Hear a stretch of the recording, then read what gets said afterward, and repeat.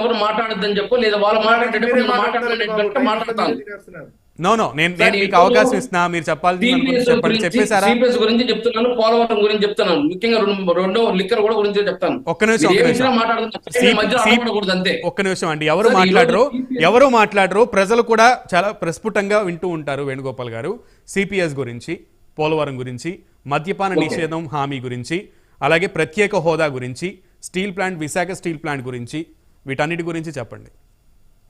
చెప్తాను, వినమండి, మధ్యలో అడ్డుపడద్దని చెప్పండి. మీరు ఈ టాపిక్ మీదే స్టిక్ ఆన్ అయి ఉంటే నేను కూడా అడ్డుపడను. మొత్తం ఇప్పుడు టైం ఎంత అయింది? 8:15 అయింది. 8:30 వరకు 15 నిమిషాలు మీకే ఇస్తా. మొత్తం ఈ టాపిక్ మీదే స్టిక్ ఆన్ అయి మాట్లాడతానంటే 10 నిమిషాలు ఇవ్వండి చాలు, మొత్తం క్లియర్ గా చెప్తాను.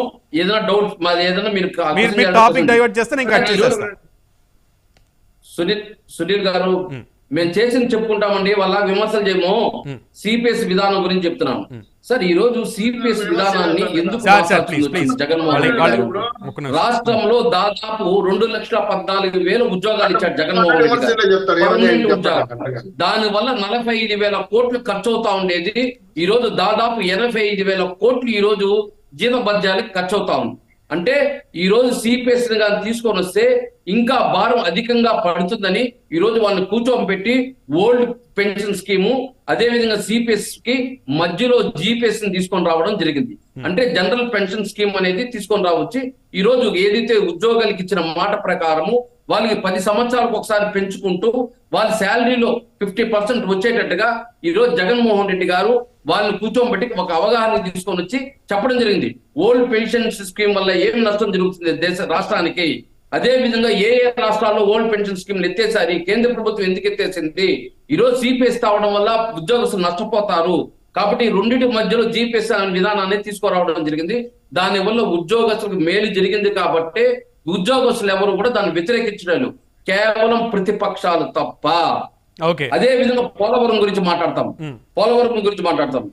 మొన్న 5/2/2024 రాజ్యసభలో టీడీపీ ఎంపీ కనకమేడ రవీందర్ అడిగిన ప్రశ్నకు గాను పోలవరం పనులు ఎంతవరకు అయినాయి అని చెప్పి అడగడం జరిగింది. దానికి సమాధానం చెప్పు గజేంద్ర సింగ్ షెకావత్ ఏదైతే మంత్రి జలశక్తి మంత్రి 2020-21 గాను 2,234 కోట్లు ఖర్చు పెట్టడం జరిగింది ఆంధ్రప్రదేశ్ ప్రభుత్వం. 2021-22 గాను 751 కోట్లు ఒకసారి, అదే విధంగా 1,147 కోట్లు ఒకసారి, అదే విధంగా 2022-23 గాను 1,671.23 కోట్లు ఖర్చు పెట్టడం జరిగింది. 2023-24 గాను ఇప్పటి వరకు 727 కోట్లు కేంద్ర ప్రభుత్వం కూడా చెల్లించడం జరిగింది.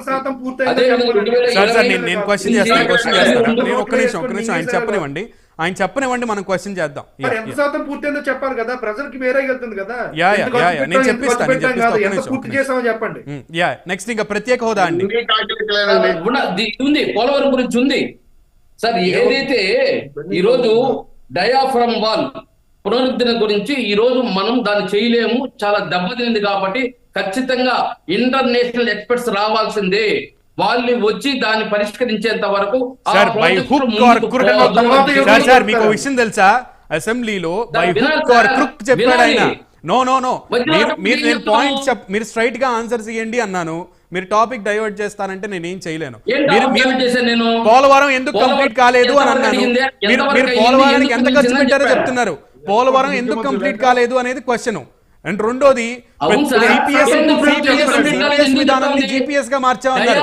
సిపిఎస్ పునరుద్ధరిస్తామని హామీ ఎందుకు ఇచ్చినట్లు ఇచ్చినప్పుడు సిపిఎస్ అమలు చేయడం కష్టమని? నో, అదే కదా క్వశ్చన్. మిమ్మల్ని క్వశ్చన్ అడిగింది ఏంటి, సిపిఎస్ విధానంలో మీరు ఎందుకు వెనక్కి తిరిగి లేదా మాట మార్చి జిపిఎస్ ఎందుకు తీసుకొచ్చారనేది ప్రశ్న. పోలవరం పూర్తి చేస్తామన్నది మీరు ఎందుకు పూర్తి చేయలేకపోయారనేది ప్రశ్న. ప్రత్యేక హోదా తీసుకొస్తాము, ప్రత్యేక హోదా వైసీపీతోనే సాధ్యం అని చెప్పిన వాళ్ళు మీరు ప్రత్యేక హోదా ఎందుకు తీసుకురాలేకపోయారు? ప్రజలకు కావాల్సింది మీరు చెప్పే సంఖ్యలు వాళ్ళకి అవసరం లేదు, మీరు చెప్పే సంఖ్యలు వాళ్ళకి అవసరం లేదండి. ఏదైతే జలశక్తి వనరుల శాఖ కేంద్ర మంత్రి చెప్పిన సహాయ మంత్రి చెప్పిన ప్రశ్న పార్లమెంట్ లో సమాధానం సాటిస్ఫై అయితే డిబేట్ లో మీరు సాటిస్ఫై కావడం లేదా? అయ్యో, పార్లమెంట్ లో ప్రజలు అన్నిటికీ సాటిస్ఫై అవుతారా? పార్లమెంట్ లో ఉన్నటువంటి పార్లమెంటేరియన్స్ అందరూ సాటిస్ఫై అయితే వాళ్ళు మళ్ళీ మళ్ళీ మళ్ళీ మళ్ళీ వాళ్ళే అధికారంలోకి రావాలి, మళ్ళీ మళ్ళీ మళ్ళీ మళ్ళీ వాళ్ళే అధికారంలోకి రావాలి. కానీ ఎందుకు రావట్లేదు? విజయసాయి రెడ్డి సాటిస్ఫై అయిపోతే మొత్తం పార్లమెంట్ సాటిస్ఫై అయిపోయింది. మాట్లాడితే ఏం చదివాం సార్? నో సార్, వేణుగోపాల్ గారు నేను సాటిస్ఫై అవ్వలేదా అంటున్నారు కదా. ఇక్కడ వ్యక్తి లేదా ఒక మాట వినండి, ఈ రోజు ప్రాజెక్ట్